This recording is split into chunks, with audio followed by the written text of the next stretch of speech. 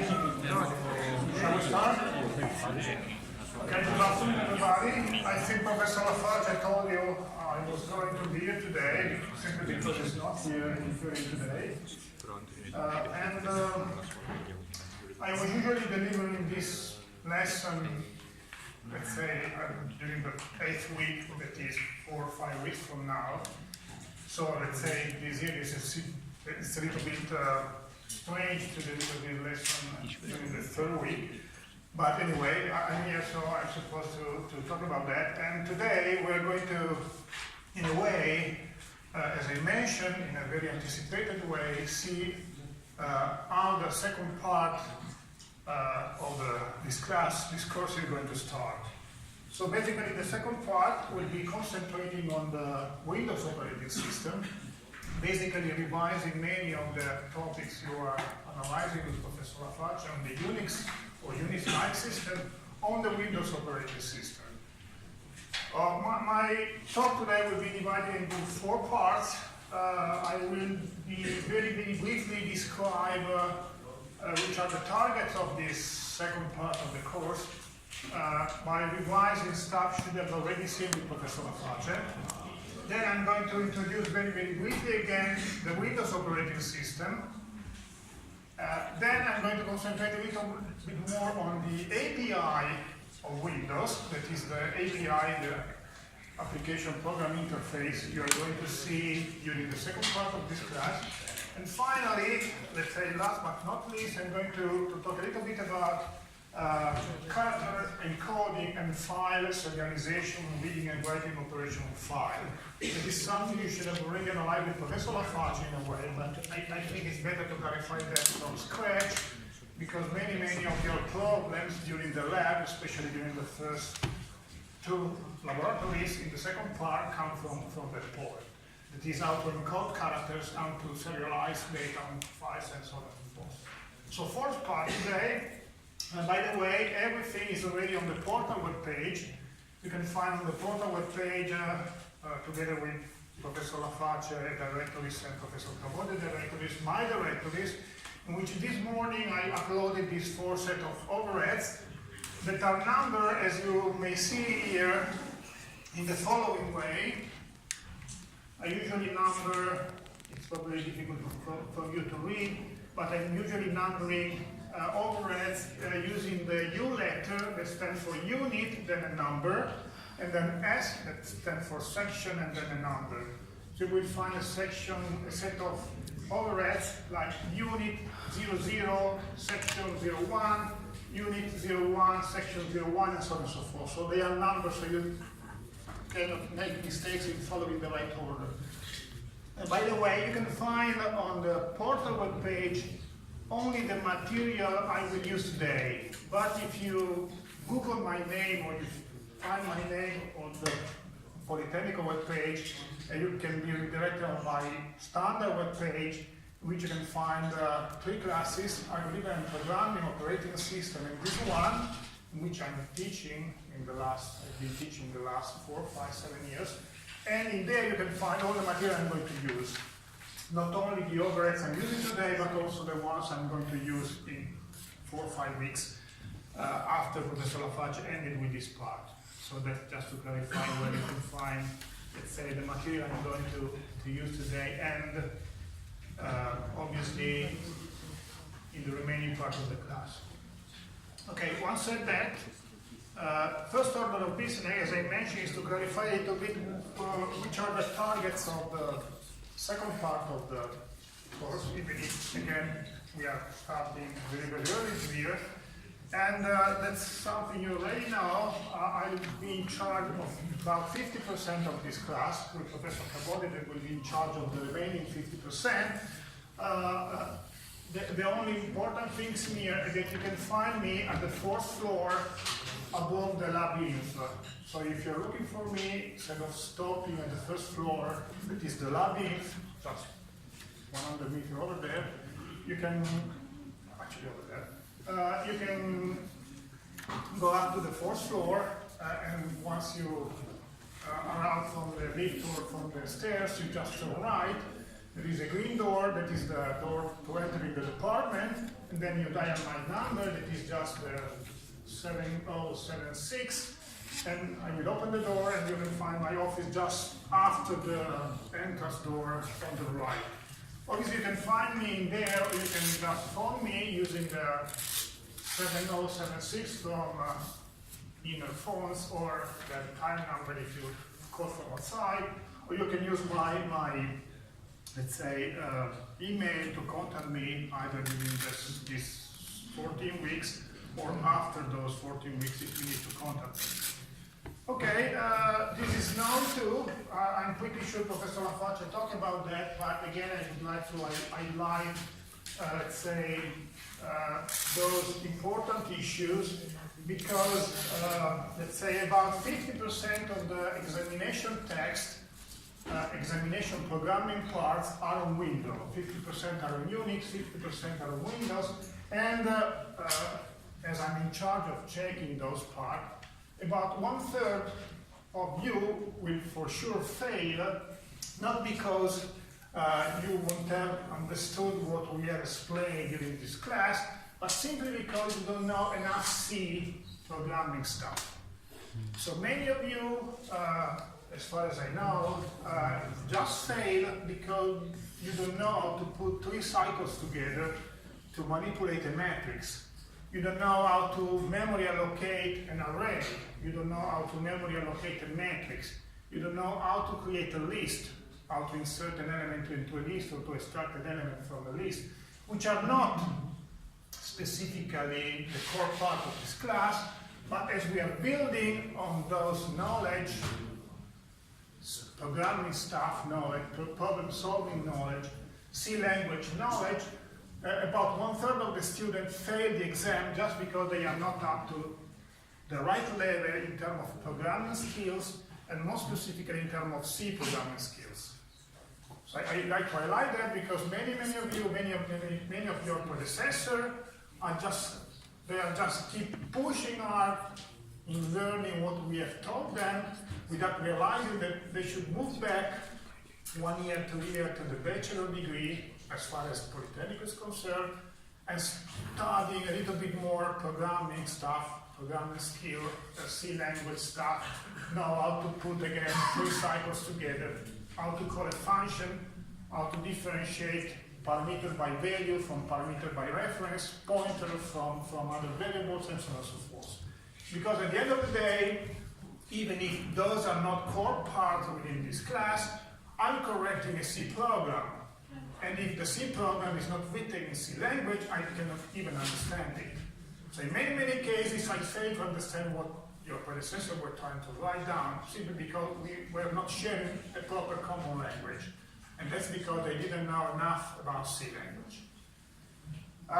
One other third of the failure in the past was due to the fact that your predecessor didn't have enough knowledge on what we at Politecnico di Torino usually explain during the bachelor degree in the operating system class. I'm one of the teachers, Professor Laface is another teacher of the operating system class. We have an operating system class course at the third year, in which we usually explain, introduce processes, threads, communication facilities as pipes, signals, and so on and so forth, and synchronization mechanisms.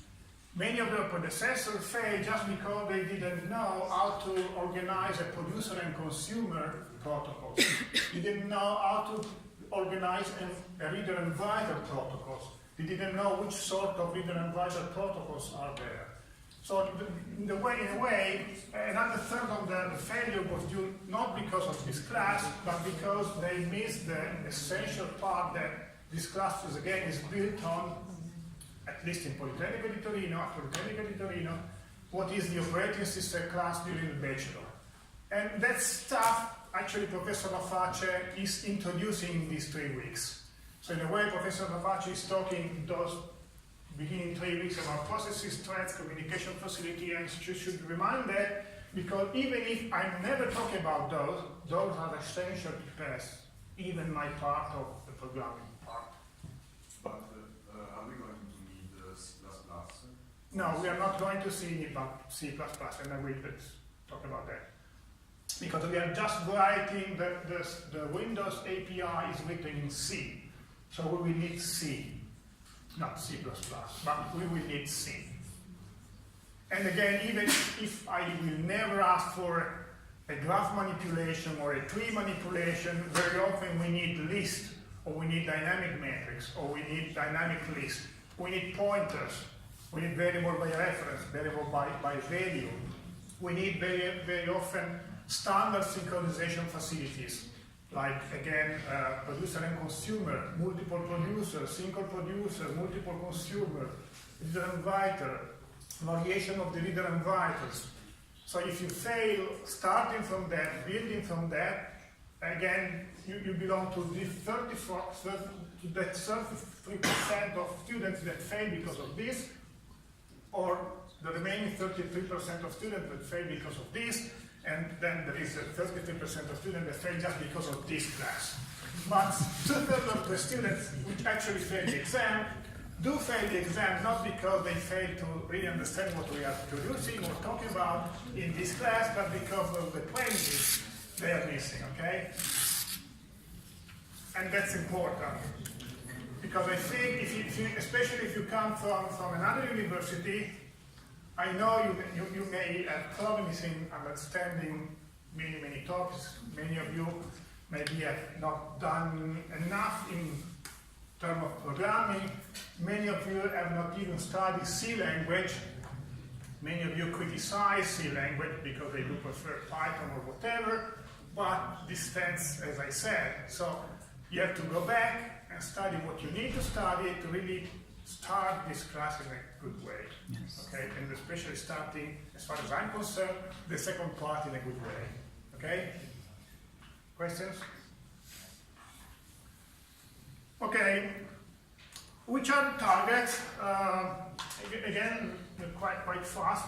The idea, as I mentioned, is to revise using the Windows API that, as I'm gonna show, is completely different from the POSIX or C library APIs we are using in these weeks.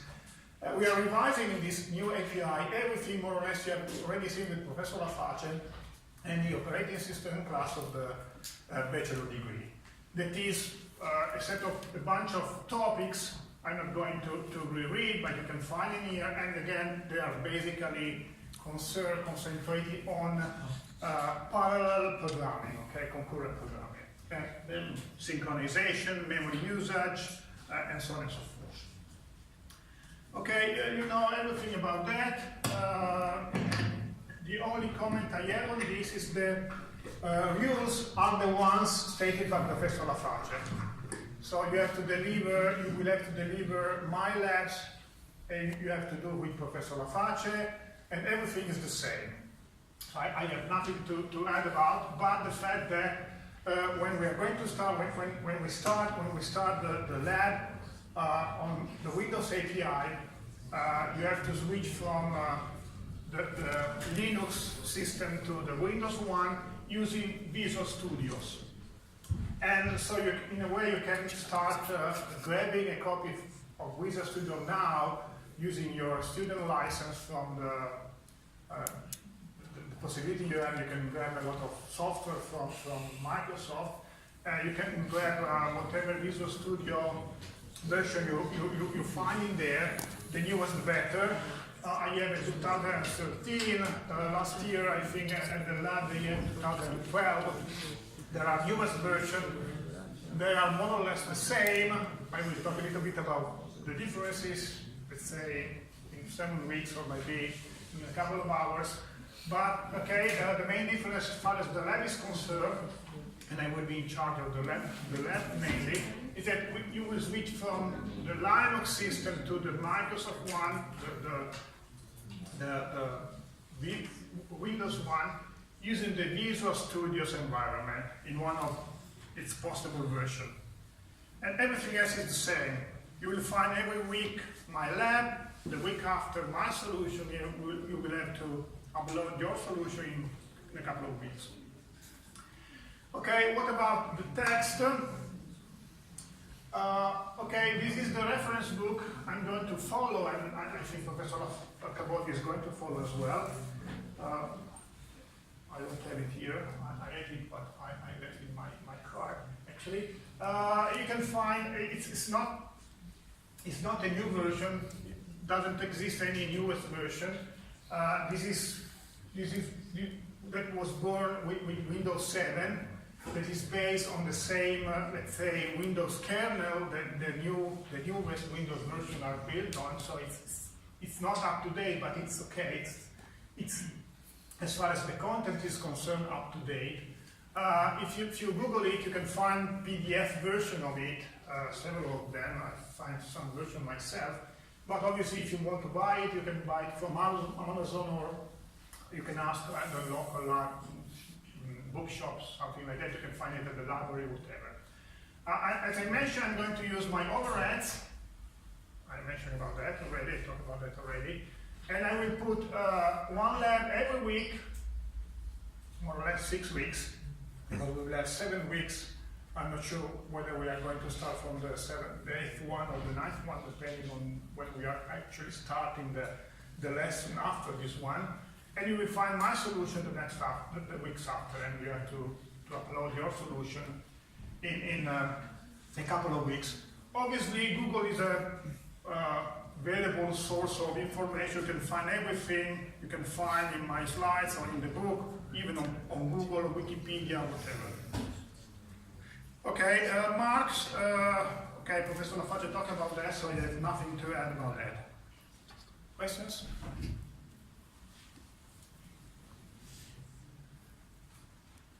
I was supposed to talk about that in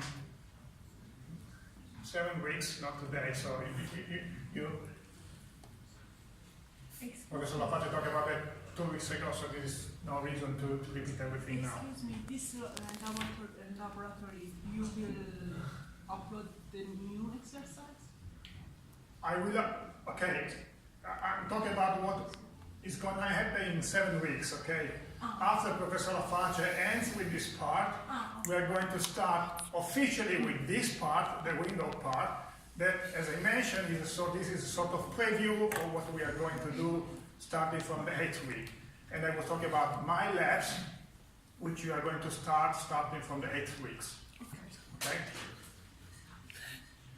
Now you're going on with what Professor Laface is introducing you. But today, which I'm anticipating part of the stuff we are going to go on with in 7 weeks. Anything else? Okay, this basically ends the first part. Second one, as I mentioned, is again quite general on Windows.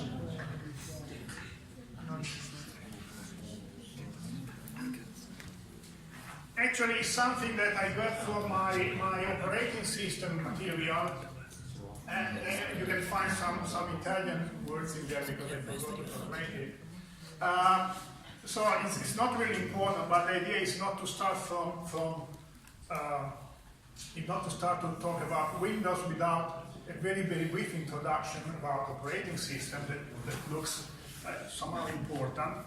So in a way, as I mentioned, our main target in the first part of the second part of the class is to introduce the Windows API. So I'm going to concentrate on this issue today, and I will show you a demo on the Microsoft Visual Studio. It is the environment you have to use in the Windows environment to program. But why do we concentrate a little bit more on Visual Studio and on Windows? And I'm talking about that because in the operating system class during the bachelor degree, we concentrate on Unix-like system, on Linux basically. And many students ask me, why do we do that? Why don't we concentrate on Windows?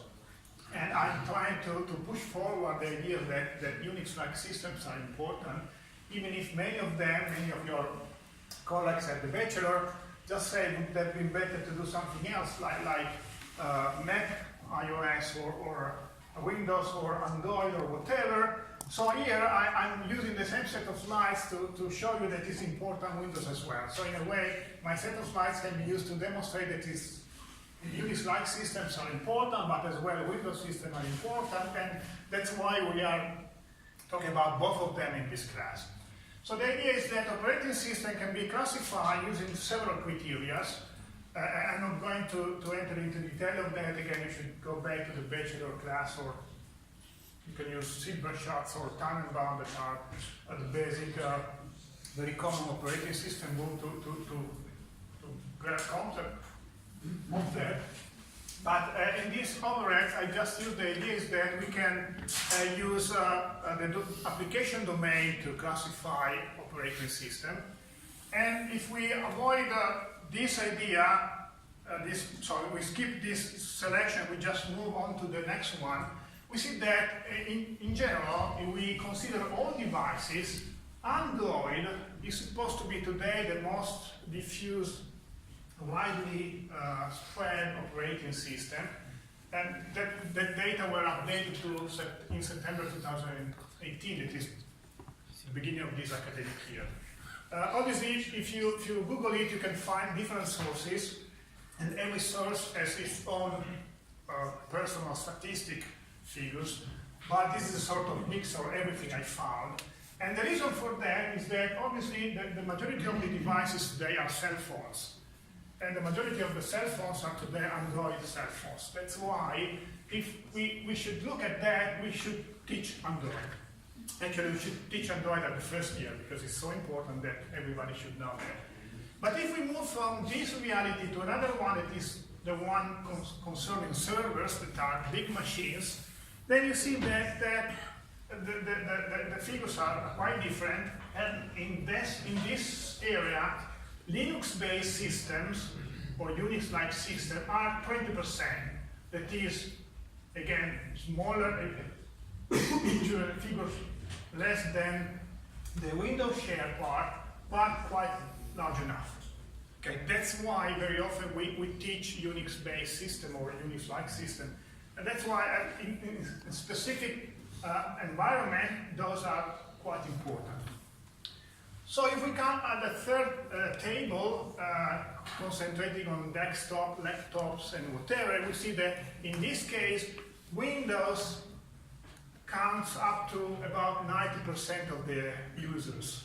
That's because the majority of the laptop and desktop you use today, Secretary Office use today and whatever, are based on Windows, either the latest version or the previous one, 7, 8, XP, Vista, and whatever. And Linux and Mac OS are 3-6%. So depending on the table you want to take care of, you can argue that one operating system is better to concentrate on any other possible operating system. So if I look from what I'm teaching in this class, this table is the one we are referring to. That's why I'm talking about Windows today. And if you want to see everything about from the Professor Lafaccia point of view, or from my point of view when I teach an operating system, this is the table you should refer to. And there are other classes that actually refer to this one, like mobile application and stuff like that, that are in the master and are not mandatory for everybody. So they are, in a way, you can select or not depending on your curriculum path. Questions? Okay, there is another table. You can take a look at it, in which I try to summarize advantages and disadvantages, pros and cons for each operating system. Take a look at it, it's not important. And they are not really important, the next 3 or 4 slides, in which I try to summarize the history behind Microsoft, which is pretty old now, but it has been, let's say, rewritten several times. That's why we have several versions. Basically, again, I'm not going to talk about that, but basically the idea is that even if we have many versions today, essentially we will differentiate between three subcategories of Windows. The oldest version, that are 16-bit version, that are 16 based, in which, again, pointers were 16-bit logs. Those are pretty, let's say, old. They are out of date. We are not going to refer to those versions anymore. Instead, we are going to refer to 32-bit versions that are the one in which pointers are essentially on 32 bits, which imply that the maximum quantity of memory you can address is 4 gigabytes, and the newest version that are actually on 64 bits. And that's important in a way because in many of our system call or API function, we will see a different version of the same function, sometimes with 32, sometimes with 64, stating that that version was born when the 32 version was used, and the other version that were born when the 64 version was used, and so on and so forth. So the fact that, so what I want to highlight is that the Windows API are going to be pretty complex, pretty rich, and pretty redundant, simply because they, as I'm going to mention in something like half an hour, they always maintain backward compatibility, which implies that the newest programs can work even with the oldest machine and vice versa. Actually, what I want to say, that the oldest program can work on modern machine because the newest version of the API maintain backward compatibility.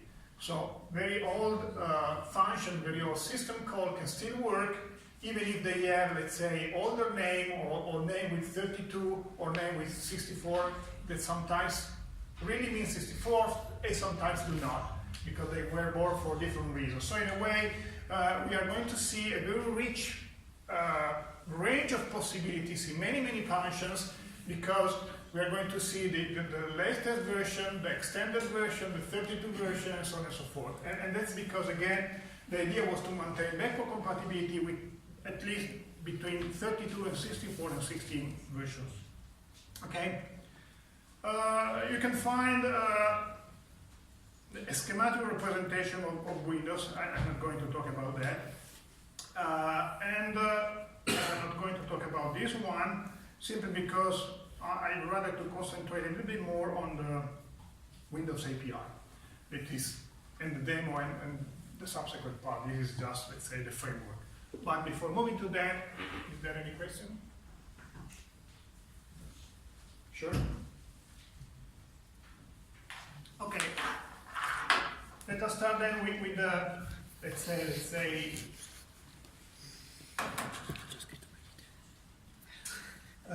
the core part as far as today is concerned, which will lead us to a demo on Visual Studios, because I have to do that, and because I will use that to avoid bothering you too much, because that part I know it's a little bit annoying. Okay, so why I'm talking about the Windows API and why we are going to see something new? Why is that something new, different from what you have already seen? Okay, if you are coming from the bachelor at Politecnico di Torino, or if you are following what Professor Lafacci is telling you, you should know at least two standards, what they're usually known as standard. That is the C library standards and the Unix or Linux system standard. That is usually based on C and on POSIX as well. What do I mean? I mean that the Unix operating system and the C language are strictly connected simply because the Unix system was born when the C language was built. Actually, the first version, old version of the Unix system, apart from the very first one, were written in C. So those two standards are strictly connected. So very often when we reason in terms of C library, we as well reason in terms of the Unix or Linux systems, and eventually we use some extension that is the POSIX standard to extend the possibility we have in C to do something more. For example, you have seen how to call a thread for how to synchronize threads, and those system calls do not belong usually to the C library, but to the POSIX library. Now we are going to see something completely different, a new standard that is the Windows 32 or Windows 54 standard, that is a new API, which is completely different from the two previous ones, which imply that the interface they show to the user is completely different from the two previous ones.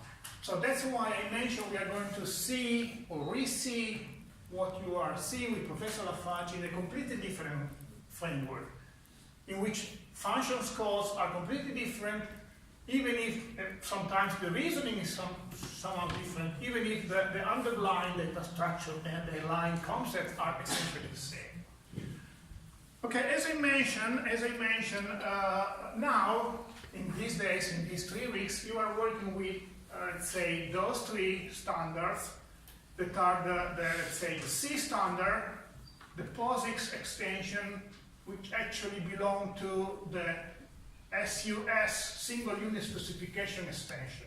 So in a way, POSIX extend the ISO C and SUS extend the POSIX standard. Obviously, there are several versions of C, starting from 89, 99, 11, and the latest one is 2018, which actually is pretty close to the 2011, just for bug fixes. But again, if you are just using C, you cannot access to other facilities like now you can, but you couldn't access to other facilities like thread manipulation, synchronization, and so on and so forth. That's why this extended this one. And in a way, this tries to unify everything under the same hat. And now we are seeing everything again using the Windows 32 or Windows 64 Windows API, which is basically supported by Microsoft. So in a way, Microsoft is the unique producer and the one which actually decides what to do, how to organize the code, how to organize the system call, which sort of parameters to give to each system call, and so on and so forth. Which is completely different from the Unix or Linux system, which are free and that are developed by everybody around the world. So that's a completely different structure, completely different idea. So Windows, depending on Microsoft, has its own set of convention and programming techniques, which are driven by Microsoft and decided by Microsoft over the year. It can support, obviously, as all other operating system standard, different processors, such that they are able to run on different architecture. But again, they are completely different from C and from Unix, POSIX operating system. And again, we are going to see how to concentrate, how to develop programs, applications, concurrent applications using this API. So my target is showing you today how to everything to start the process in allowing you to develop new application in this new API.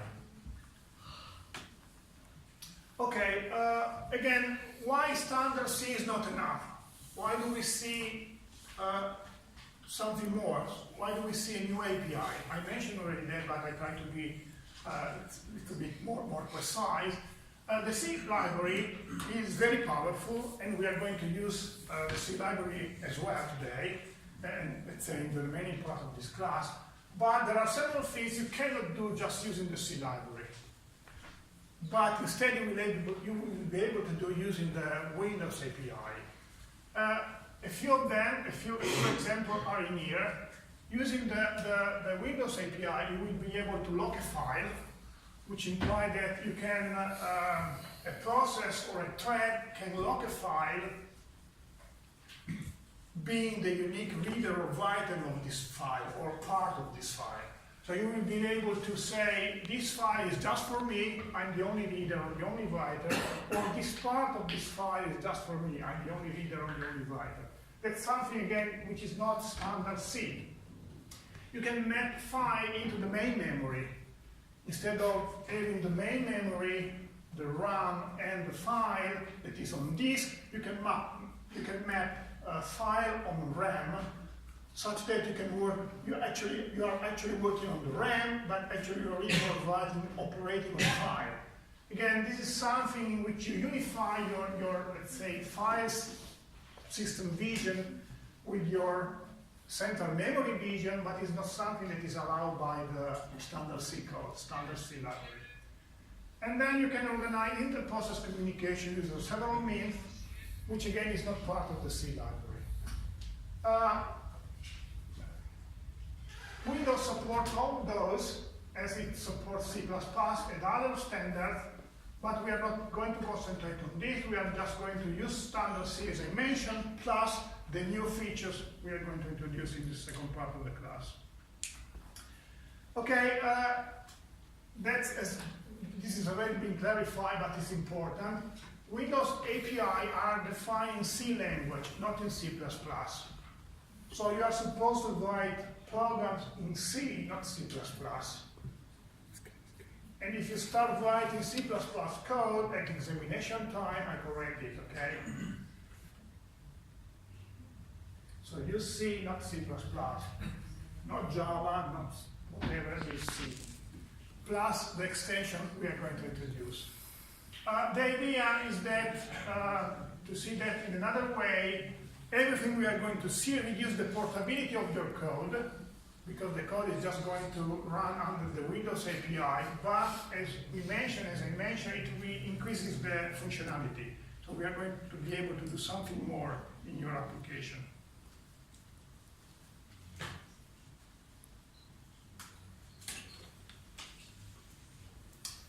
Another important thing I haven't mentioned so far, I mentioned already those 2 points, is this one. The Windows API is basically based on threads. So we are going to see threads up front before even analyzing processes.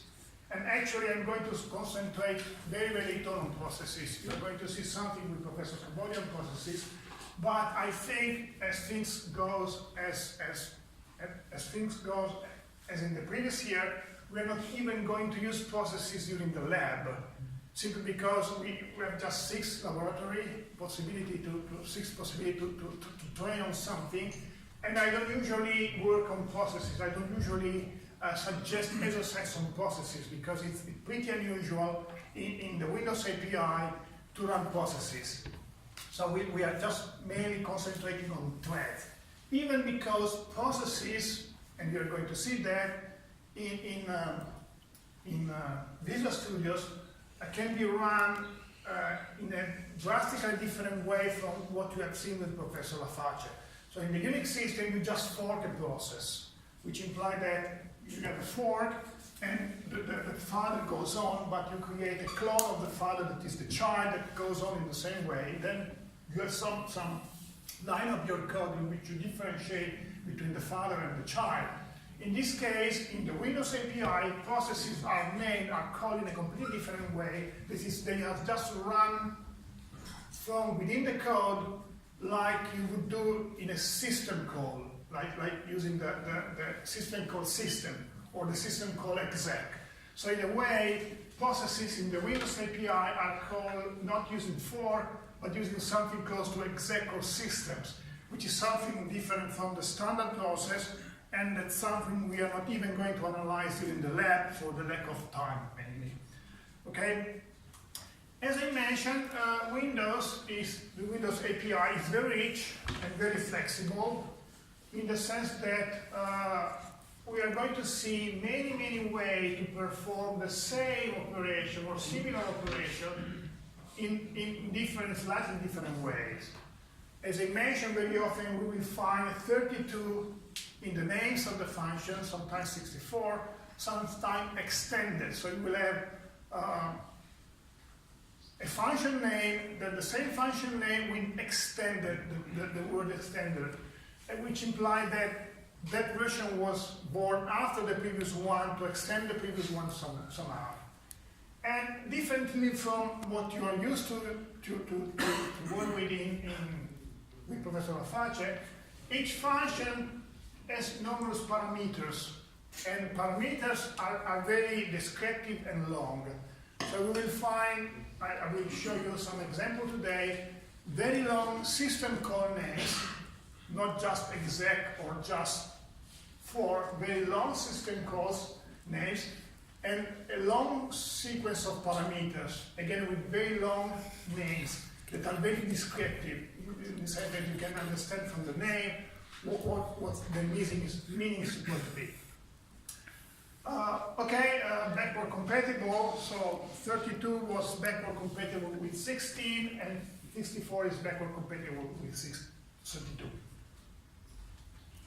So that's one of the reasons we have all those complexity in terms of names and number of parameters names, and so on and so forth. Okay, in your programs, you will always have to introduce or include the Windows.h library, which in turn includes a bunch of other header files. So actually, this will not be the first line of your program, but in a way it should be.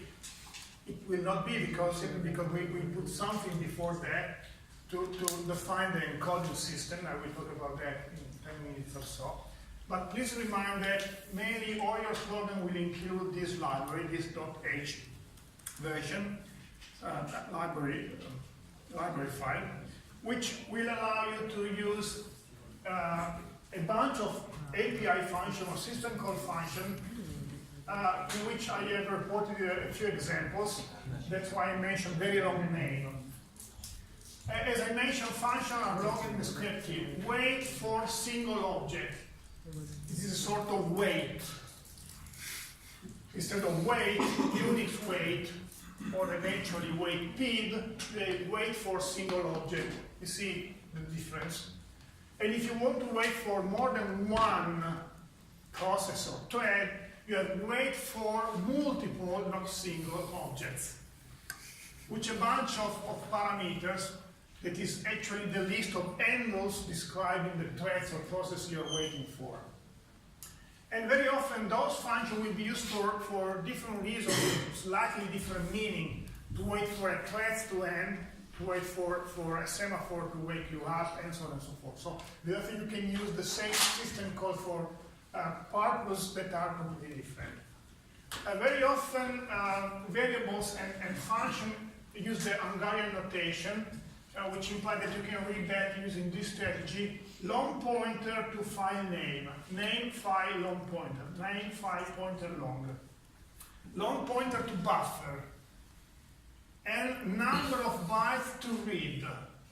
So every time you want to read something from a file, you have to specify, like in the read procedure, the number of bytes you want to read, but it's not just n, it's n number of bytes to read. So read 2 bytes of number n.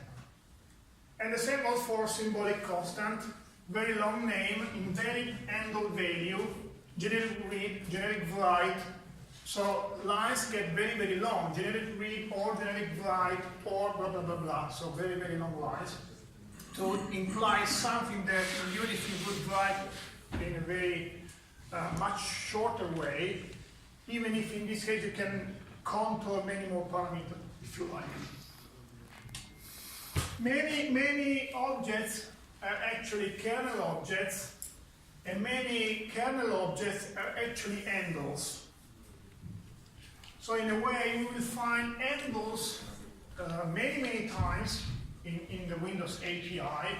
To manipulate file, we have handles. To manipulate semaphore or critical section, very often we have handles. So many times we will find handles that are generic, opaque, or black objects with a lot of, if you like, fields within the data structure representing this object, of which we are not aware of. So actually we will handle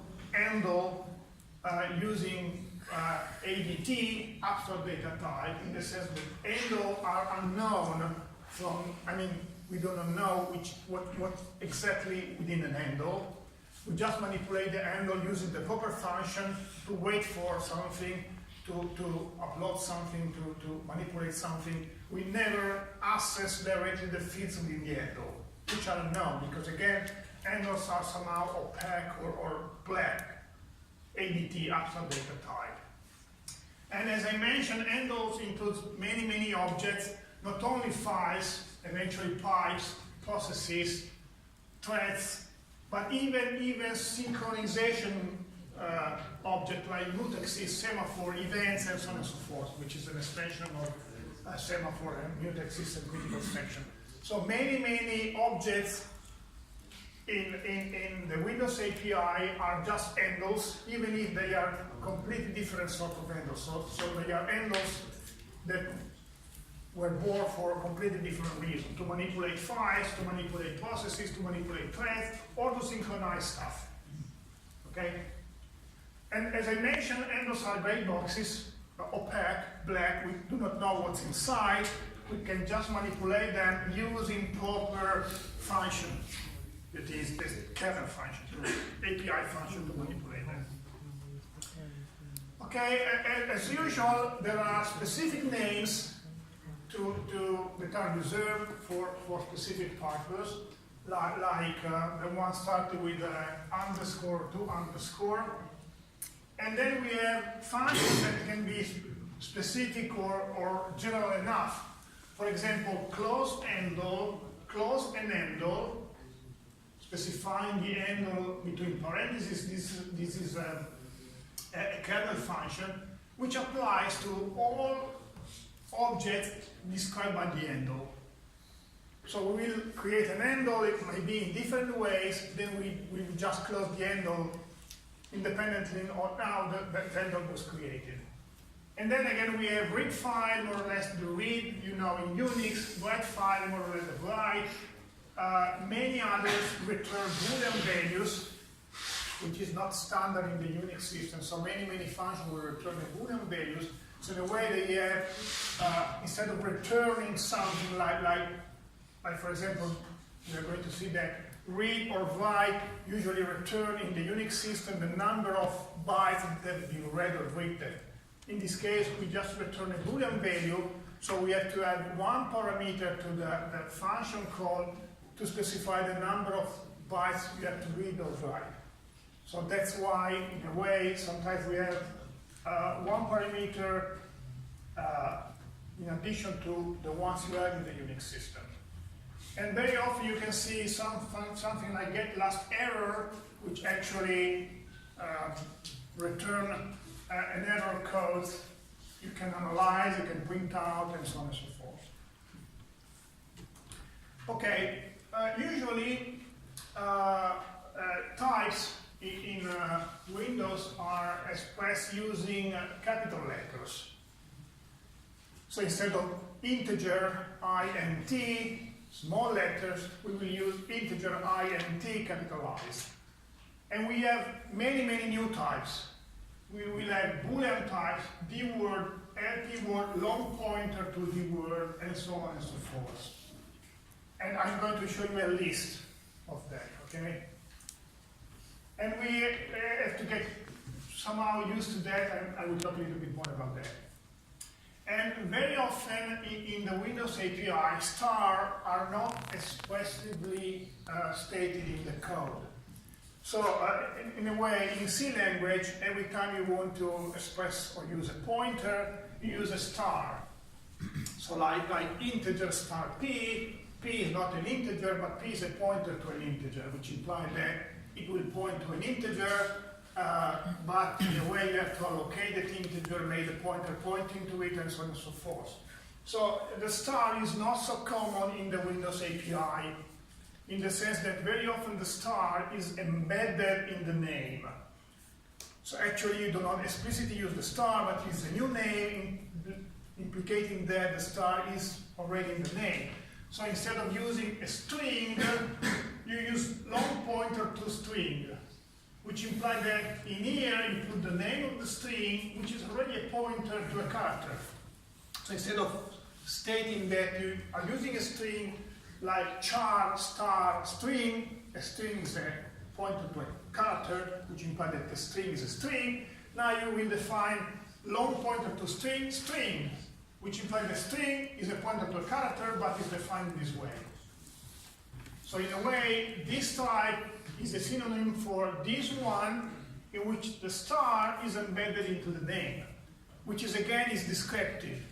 Long pointer to string. Long pointer constant to string. That is a constant tchar. Const tchar star. And tchar, as I'm going to introduce, is the character generic type. So it's capitalized, as I mentioned, because char in Windows is capitalized, and then you have a T, and I will explain why you have a T. So in a way, this is somehow pretty complex, because of many data, we will have, again, several versions. So we will have integers on 16 bits, on 32 bits, on 64 bits, and again pointers sometimes, float value on 32 bits, 64 bits, and so on and so forth. So in a way, just to clarify that, you can find, again on the portal web page, but obviously you can also Google it and find many similar versions of that.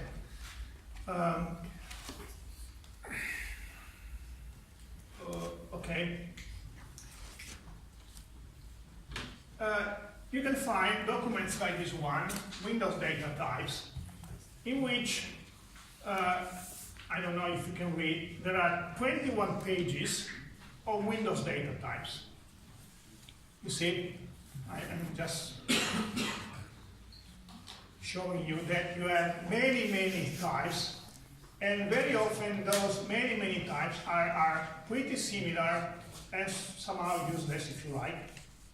For example, you see you have dword is 32 bits unsigned integer. Then you have dword long, dword pointer, dword 32.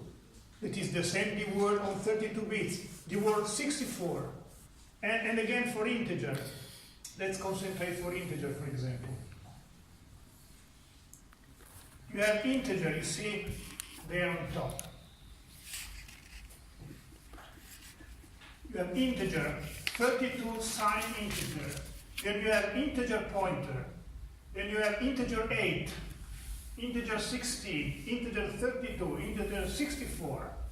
Long ID, it is, and so on and so forth. Then you have different kind of long. You see, long PTR, and so on and so forth. Obviously, you can take a look at that. It's again on the portal web page. But to simplify everything, and obviously I don't want to spend, let's say, 50 hours of the class just to understand something more about that, you can find what I call cheat sheet Windows 32 PDF, which is something you can even take with you during the oral examination,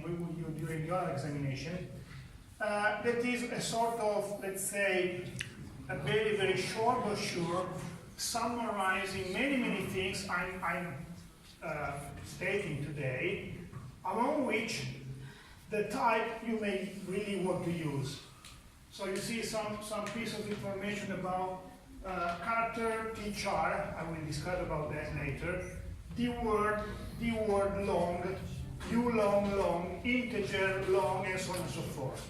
So again, that's the reality. That's something we have to face. So the fact that we have hundreds of different types in the Windows API, even if we don't have to know all of them, we don't have to use all of them. So if you want, you can take the original documents and analyze it and use whatever type you like. Otherwise, you can just grab my, let's say, cheat sheet brochure that is 4 or 5 pages long, and at the beginning of this type, you can find the main type you may want to use. These 4 pointers, pbool, lpbool, long pointer to string, and so on and so forth. Endl, pendle, and so on and so forth, okay? Questions?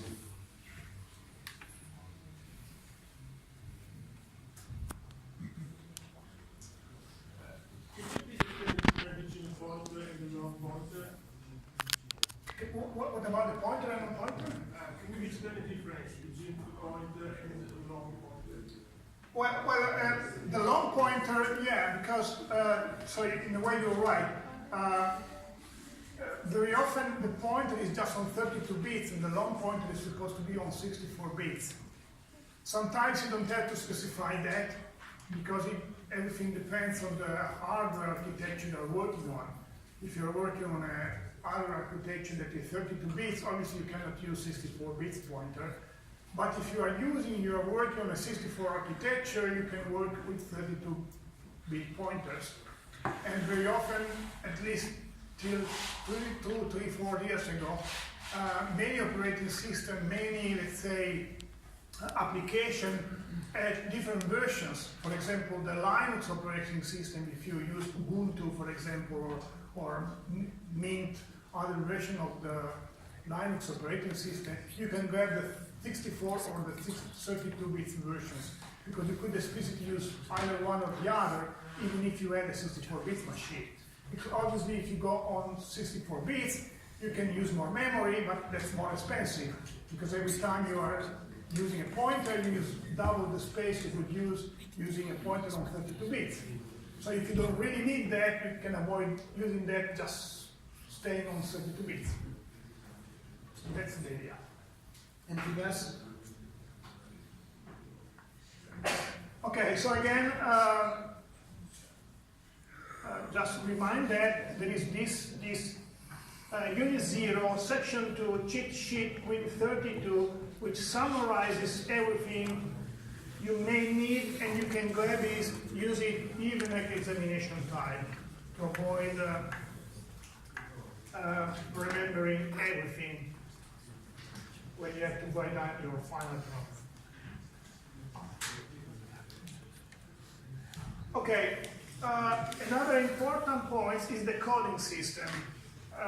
And on this issue I'm going to talk 45 minutes probably in the second part of the lesson. Because we have a problem with pointers, as I mentioned. So we have 32, 64 pointers, but we also have differences in terms of character encoding. And that's quite problematic. Many of you will have a problem during the first, let's say, the first two laboratories on Windows API. For the following reason, but I'm going to talk again in the second part of the lesson about that. For sure, you are used to use characters that are usually encoded on 8 bits using the ASCII representation. I will talk about that. Unfortunately, this is not the standard in a way on which the Windows API is based, because usually the Windows API is using not the ASCII encoding system, but the Unicode encoding system. And again, I will talk about that in the second part of the lesson, which is using actually 16 bits to encode each character, not 8 bits. From the one side, this allows you to represent more characters on the same encoding system. So instead of 256 different characters, you represent 65,536 different encoding, but obviously you use twice the memory you would use using the ASCII representation. And then you have to decide which one you want to use to be congruent, because if you are starting using this and then you switch to this, you do not understand anything. Even a string is not readable or understandable anymore. And many of you will have this problem during the lab. Many of you will have this problem like, I'm reading a file name, and then the file name is not the one it's supposed to be. I'm introducing file name, and then I'm seeing something that is not what it's supposed to be, simply because you're reading the file name using this strategy, and then you are trying to print it out using this one, or vice versa. And that's a very, let's say, it's very important and tricky using the Windows API. So I will talk a little bit more about that in the second, let's say, unit. But the idea is that you should try in your program one of the following encoding systems. Either you can stick on the 8-bit representation, which is not common, or you can stick only to the 16-bit representation, which is okay, or you can do something better, which is trying to use a generic representation, generic code, generic function, generic system calls that are automatically mapped onto the 8-bit or the 16-bit representation, depending on the coding system.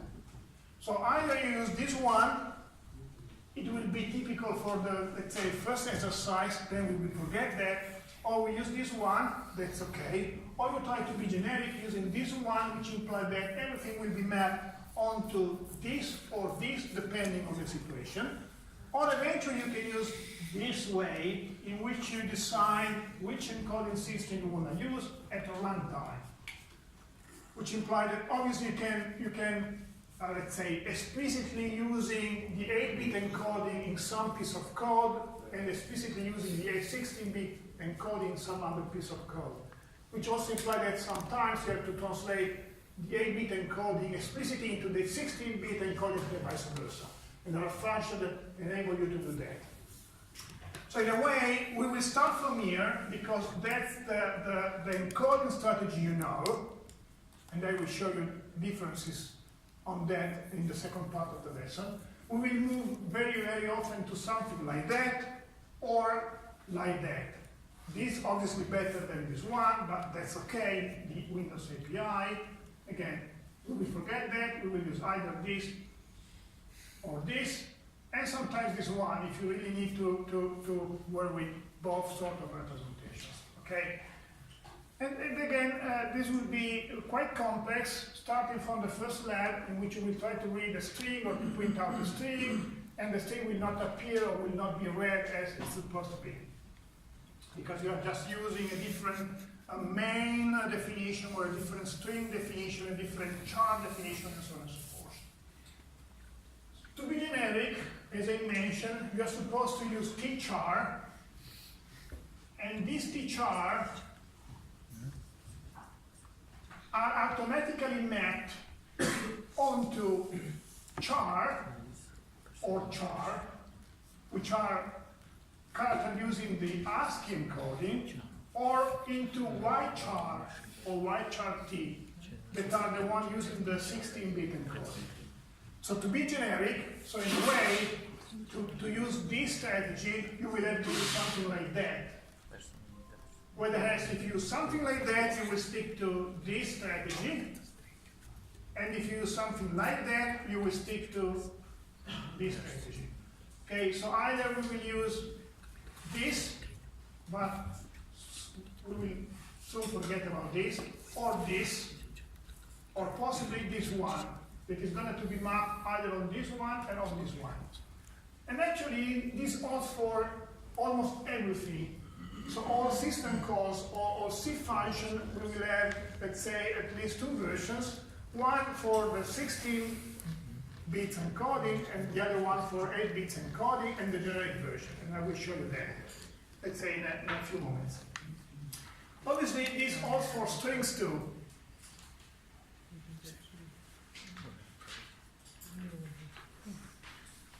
So in the Windows API, this is a standard string which is automatically encoded on 8-bit, which is ASCII code. If you want to encode a string on 16 bits, you have to use L. So this is the first strategy, this is the second strategy, but if you want to be generic, you have to use a macro _t, in which you put parentheses in here, and then the string, which implies that this string will be encoded onto this one in one case, or this one in the other case. So in a way, this string will occupy 1, 2, 3, 4, blah, blah, blah, blah, number of bytes, or twice as that in terms of bytes. And this holds for files too. If you store something using this strategy onto a file, you will occupy this exactly number of bytes. Otherwise, if you use the 16 bits encoding, you will occupy twice that size, which has advantages and disadvantages, obviously. And what we have to do to map this, either this or, let's say, this, into the proper encoding strategy, into the proper 8 or 16 bits, we have to either define or not define the Unicode constant. And then we talk about that, okay? in the next slides as well. So in a way, we have to, in our code, decide whether we want to be, we want to work on 8-bit, 16-bit, or be generic. If you want to work on 8-bit, we don't have to do anything. If you want to be generic, we define, if we want to work on 16-bit, we define Unicode. And that has to be defined on top, in a way, which is even before including Windows.h, as I'm going to show you in a couple of slides. So usually we define that to map everything on 16-bit, and then we also define underscore Unicode, but that comes in the next overhead, which implies that somehow, somewhere, when this is defined, all your symbol will be properly mapped on the right set. So what do I mean? I mean that somewhere, and I will show you where exactly, you have something like that in which, depending on the fact whether Unicode is defined or not, you define this or this. What do I mean? If this is defined, if this symbol is defined, which implies that you put this definition on top, so if you do put this definition on top, this is defined, then this is defined, then you define tchar as wchar. Otherwise, if this is not defined, else, you define tchar as char. So you automatically map this into this, or this into this. This is generic encoding. So you map automatically this into the proper encoding system, depending on whether this constant has been defined or not defined in your C program. So again, if you are using this, you stick to 8 bits. If you are using this, you stick to 16 bits. If you are using this, this is automatically mapped into 16-bit or 8-bit, depending on whether you define this constant or not on top of the program. Is this okay?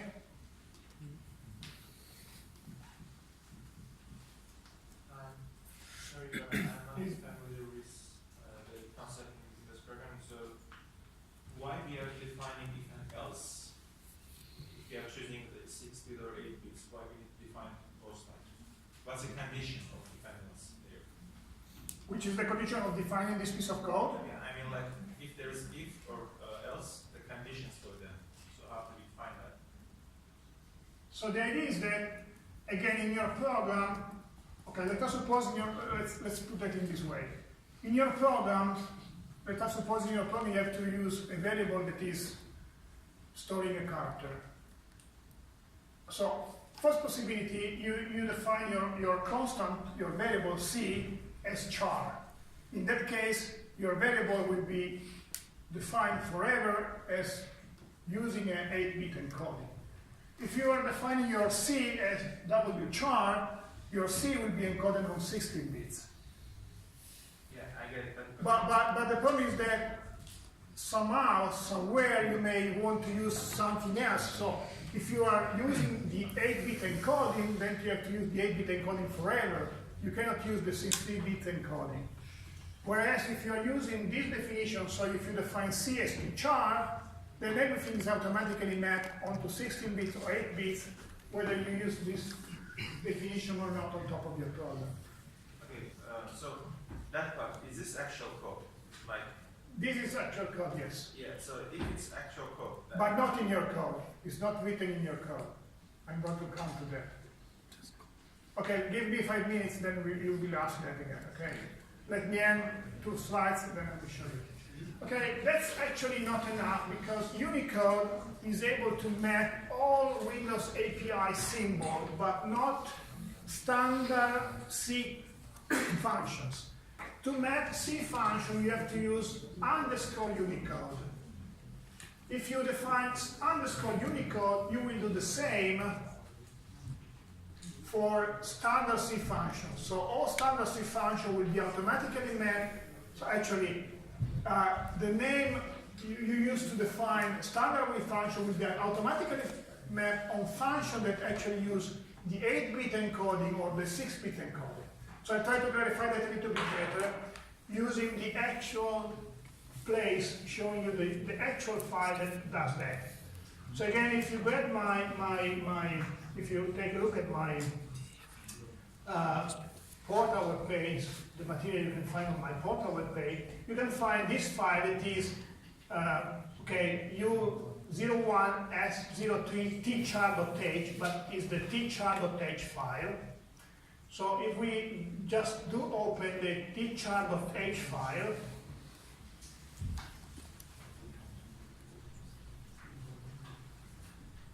okay, this is the tchar.h file.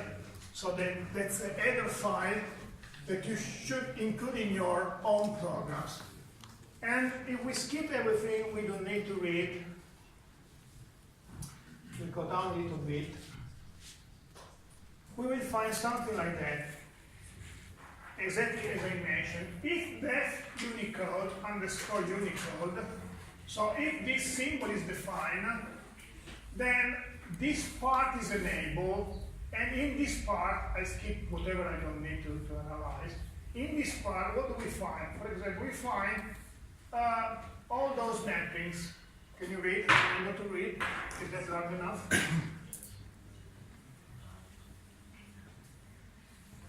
So we see that if that constant is defined, then we enable this part in which we define this as this, which implies that every time we use underscore tprintf, this underscore tprintf is automatically mapped into wprintf, that is yprintf.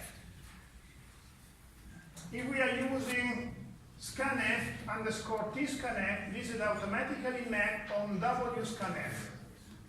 Otherwise, if this constant, that's too much.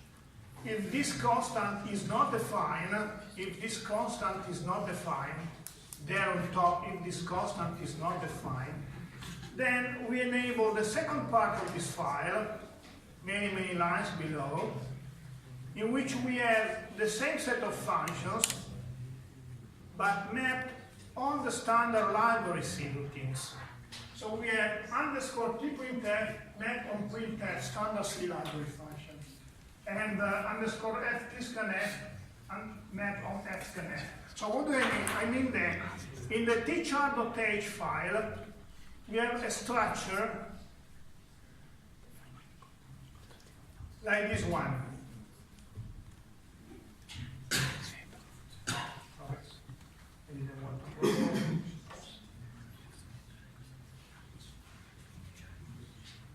We have a structure like this one. This is the tchar.h file, an extract from the tchar.h file. If we define this, all those functions will be mapped on the Y version. Otherwise, if this is not defined, all those functions will be mapped on the original standard C version. So we have three possibilities again. Either we use those functions, standard library, but we stick to 8-bit encoding. Or we use the Y version and we stick to 16 bits encoding. Or we use those version, which is automatically mapped either on this version or this version, and we can use both versions depending on defining or not defining the Unicode constant. Is that clear now? Yes. So it's not a piece of code we insert in our code. It's something that is being inserted by somebody else in the standard library. Okay, yeah, my question was about the conditions, and you explained that if the function is enabled, then it goes into that. Yes. Part. Yeah, Is that okay for everybody?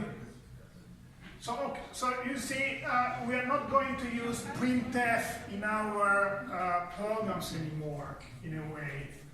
We can, but we usually use something like underscore tprintf to be generic, which is automatically mapped into the original printf, and we are using the ASCII representation, or is mapped into wprintf. Okay?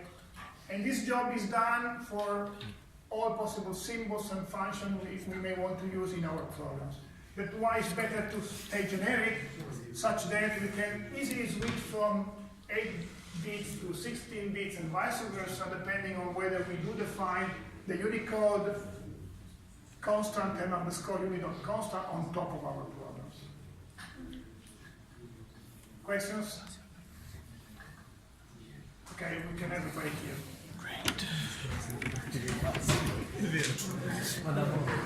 right.